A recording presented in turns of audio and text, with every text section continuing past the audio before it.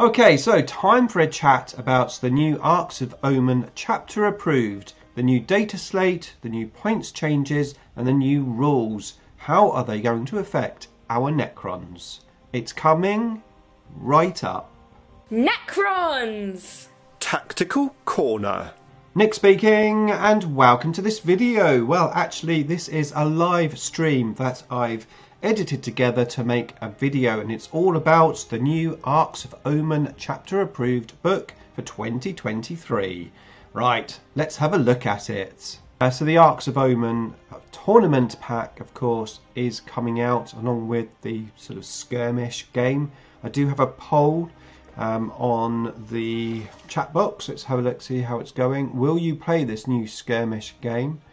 We've got, oh, it's very close actually. 51% say yes, they will, and 49% say no. So you can't really get much closer than that. So, Meta Watch. Not only have we had obviously this Meta Watch, we had one previously, and of course we had some leaks as well. So we're just going to run through this new Arks of Omen tournament pack and have a chat about it, obviously, particularly for Necrons, because obviously that's our main focus. It could be our main focus, but it's our main focus.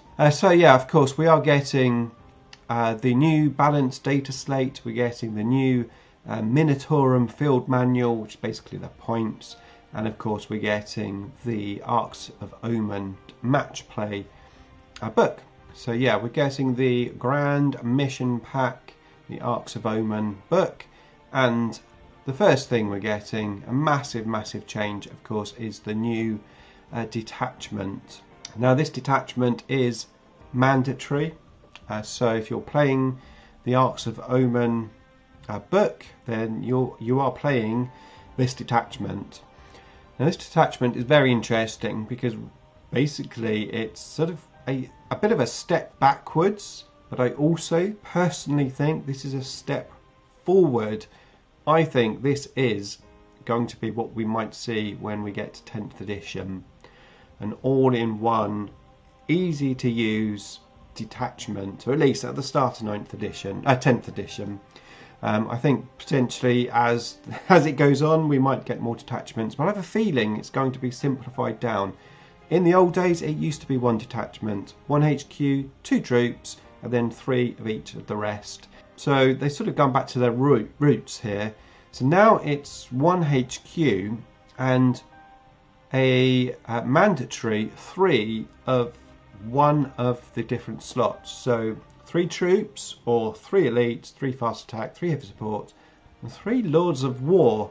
And that is your compulsory take. So this, of course, is going to help a lot of armies that basically don't really use troops that much. Now, obviously, the initial thoughts are, well, Necrons are going to really benefit from this because of the fact that we generally are taking the objective secure dynasty. More on that in a minute. So, yeah, we, of course, are usually taking outright detachments or vanguard detachments. Now, we can take our 1 HQ, we don't even need 2, and then we can have, say, 3 fast attack. And then, of course, we got the added units here, so of course up to 9 troops, an extra 3 elites, fast attack, heavy support, 3 Lord of Wars, 3 HQs, and then obviously 2 flyers, which is restricted as it was, 3 fortifications, and then you've got elite characters as well, so maybe like for the Hexmark Destroyer could be pretty useful.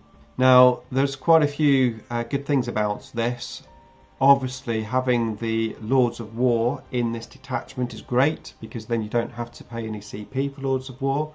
And also, as they are part of this detachment, your Dynasty Code is going to be working, which is pretty cool. Now, you are still restricted to the rule of 3, apart from troops. So you can only still take, for example, even though you've got, say, 6 fast attack slots, you can't take 6 units of wraiths. You can only take 3 units of wraiths. But at least you've got an easier way to build the detachment. And not only that, but the command cost is 0 CP, which again is like really useful. Now there are some extra bits and pieces to this. So there is something called Battle Brothers, which is basically allies. I'm not a fan of allies, but the way they're doing this potentially might be, useful for some armies. Obviously it doesn't really affect Necrons. Now I'm assuming that this Ark of Omen detachment is the only detachments that we can take. As far as I can tell, obviously we don't have all of the rules, but as far as I can tell, we can't take, say, this and then a patrol detachment, unless the Battle Brothers rules in the actual book expand to say that, so for example, like as long as the second detachment is the same, then you can take it. But I get the impression you can't, which does mean that the triple Catan list potentially might be gone. Now there is a new stratagem coming which allows you to basically duplicate a unit if it is usually only limited to 1 per detachment. So we can take 2 Catans in this 1 detachment for a CP. So this is another change. So you can put units into reserve now and it doesn't cost you any CPs. Potentially for armies that put units in reserve basically for free, like a lot of our units.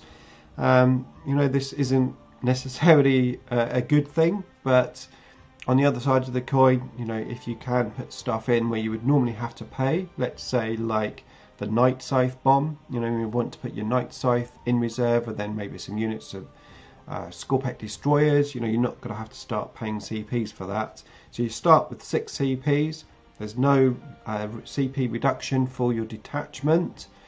And potentially if you're taking the Silent King, you're of course going to get his buff as well. So you're going to get some extra CPs there. You do still have to pay for your Warlord traits and relics. Yeah, you're still going to be spending a couple of CPs or so, but at least we've got more CPs to play with. Now, what I was thinking with this particular detachment, my instant thought was Cult of the Cryptek. Cult of the Cryptek is going to be really good with this detachment because we no longer have to take the detachments to get all of our Wraiths and Scarabs in for 3 CPs. We can do that now for 0 CPs. We have the option to take up to 4 elites, 4 HQs in this detachment. Which is great because I struggled to get more than 2 HQs in the detachment. I struggled to get more than 2 Doomstalkers in the previous detachment without sort of squandering all your CPs everywhere.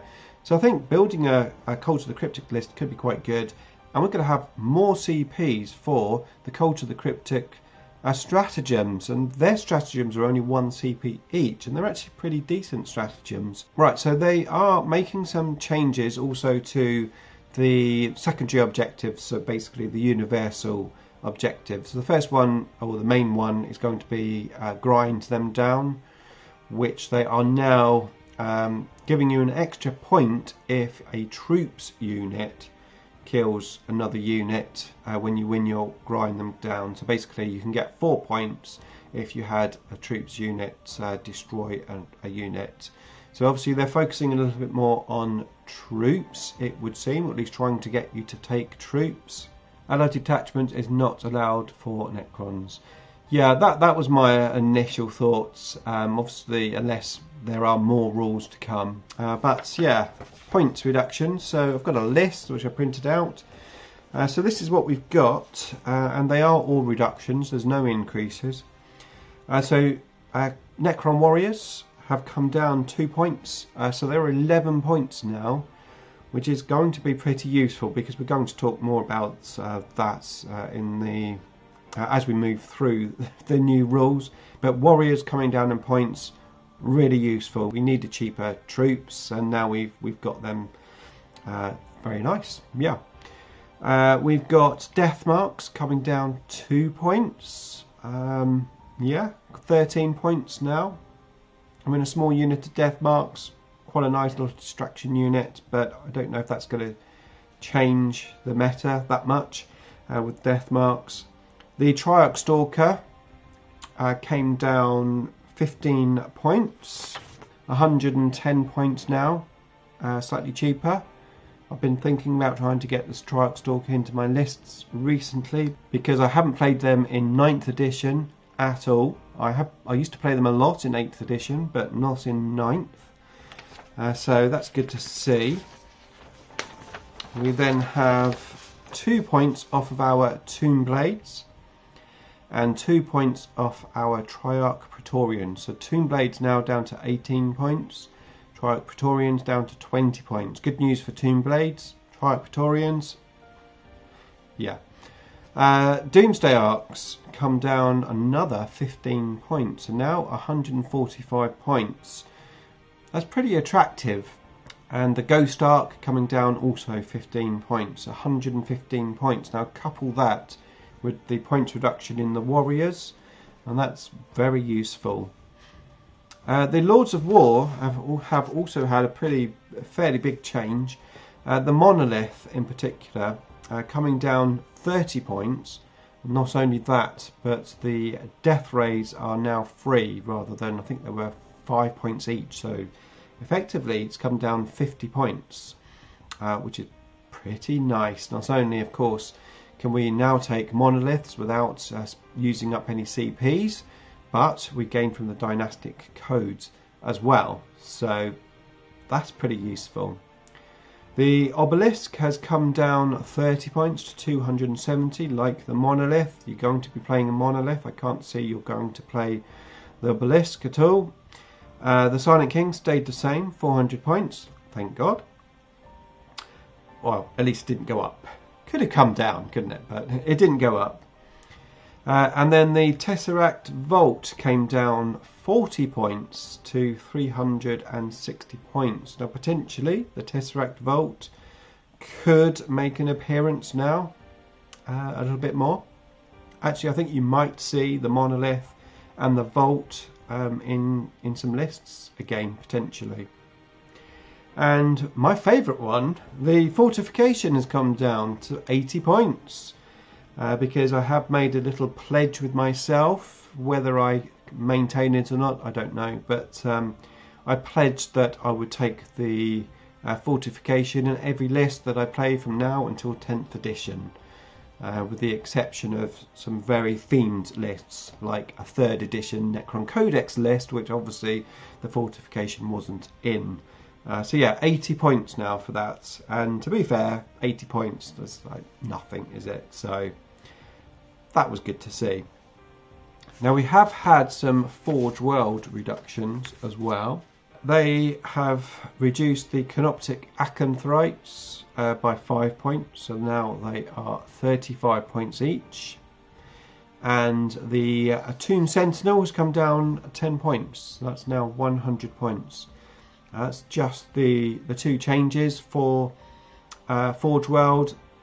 Honestly, I just don't know why the Seraptic is still stuck at 600 points. That's just ridiculous. Now, of course, the points are free to download, so you don't necessarily have to buy any books. You've got it right there. Well done, Games Workshop. Now let's get the rest of the rules like that. Right, the balance data slate has of course come out as well, and as far as I'm aware there's just no change for Necrons in the data slate, not for our actual army. However, Armour of Contempt is gone, which will affect the Necrons because of course that -1 to AP that they had, which you know was a pain. Let's face it, it was a pain, but it does help us a lot, especially with warriors. You know, now we have our extra bonuses for the armor, and of course warriors are cheaper potentially because of what's happened with some of the dynasty codes. We might be seeing more warriors on the table, so no Armour of Contempt, very, very useful. Now, to compensate for this, they have got some extra benefits, the Marines, so they can now choose whether to change their combat doctrines to the next step rather than having to follow the instructions set out in the Codex. In addition, once objectives have been claimed by Space Marine troops, such as intercessors or infiltrators, they remain claimed until an enemy takes them back, so they no longer have to sit on that objective. So, a small change to the rules regarding custom dynasties means that the dynastic code created with Eternal Conquerors, which grants objectives secured, cannot also take an additional code from the circumstances of the Awakening. So basically now we can't take Relentless Expansionist to go with our objective secure. And let's face it, that basically is just totally killed that custom dynasty, because you're not going to take that custom dynasty, because if you did want to take it and say, well, actually I still want objective secure, well then you're just going to take Nyalic instead, because at least then you get objective secure with a few extra bonuses. So yeah, that dynasty is basically dead. It's not just like nerfed, it's like gone. Because you're not going to take it. There's no real reason to take it. If you take the Nyalic dynasty, you get to use the command protocols, both of them. You get the extra, obviously, stratagems, the warlord traits, and of course you get the extra dynasty code buffs. Now the question is, will this dynasty outshine all of the other dynasties? Well, maybe we need to look at a few further details. And the Nyalic stratagem is pretty nice. Indeed it is, yeah. I haven't used Nyalic since 7th edition, so it might be nice to try it out. So we are now going to have a look at some of the new secondary rules. Now, there isn't anything posted on the community post that we were looking at, but we do know about some of the rules via other means. So we've got a couple of changes that we know about. So the first one is to ancient machineries. So now basically core vehicles can't do the action, which is fair play, really, to be honest, because vehicles doing actions is a bit out there, and especially if you're taking the protocol where you can do actions and shoot. So like annihilation barge, moving on an objective, doing an action and shooting. I can see why that's been nerfed. I'm not unhappy about that. I think that's fine. And then of course we've got a change to Treasures of Eons. And it's just a minor change. We now only score 4 points if we're holding 3 objectives rather than 5 points. So yeah, we've lost a point for maximum, and to be honest, that's probably not actually that bad. A lot of the games that I play, I'm usually only on 2 objectives most of the game anyway, so I'll still be scoring 3 points each turn, and yeah, I mean, it's still very scoreable, let's face it. Having said that, without the pre-game move, it's potentially going to be harder to score those objectives. And of course, if you're not going to take objective secure, let's just say, well, okay, now I'm going to take Mefrit or I'm going to take Novok, which wouldn't be bad choices. But if you're not taking objective secure, then of course the actions for ancient machineries aren't going to be done until the next command phase rather than at the end of your turn. So it's going to make quite a big difference there. So it is a tough one overall to decide which is going to be the way to go. I think the initial reactions will probably be just to play Nyalic at first. That's probably what I'm going to do. But I've had good experience playing both Novok and Mefrit, or mainly Novok, but I have played Mefrit, and both of those dynasty codes definitely have some good things about them. But scoring objectives, there's no doubt about it, objective secure was the way to go, and that pre-game move was a really nice add-on to the Objective Secure, potentially Rad Reefed as well, a nice add-on. So yeah, we've definitely had our towels clipped a little bit here, but I don't think it's as drastic as maybe it could have been. A few points changes was nice, sort of it softened the blow a little bit. I would have liked to have seen maybe a few little changes somehow with our rules, potentially via the data slate, but that hasn't come. So this is going to take us to June. Will 10th edition come out in June? Potentially. I certainly wouldn't be surprised if it did. I think we've got to that stage now where I think 10th edition might be coming. Since Purge is no longer wholly within an enemy in the middle of the board, denies all full quarters, not to mention you can't score it in the first round. I haven't seen the Purge secondary, to be honest with you, but if that is the case, since Purge is no longer wholly within, that's interesting. That's going to make a massive difference, actually. Yeah, that's going to make a massive difference. And Code of Combat is removed. It's removed. Interesting. Totally removed, yeah? What do you think of the secondaries now? Do you think they still auto-takes? Well, I've only just found out that Code of Combat has been removed, and Purge the Vermin is majorly debuffed. So, I don't know. We'll see. We'll see. But potentially, if we've got more troops on the table, and we could potentially grind them down, might be useful. Personally, I am going to try to get a Cult of the Cryptex list going with the new detachment, and of course I'm going to be doing my Silvertide list, which I talked about in my previous video, which is now going to be even better, especially if I've got some monoliths on the table. That would be pretty cool. And I'm still going to do my 3rd edition list, so that is definitely on the cards, and I think potentially this detachment could work quite well for 3rd edition Necrons. Now, if you'd like to watch the video I made all about what I'm going to do on the channel regarding Necrons, then here is that video, and here's a video that YouTube thinks you would like to watch next.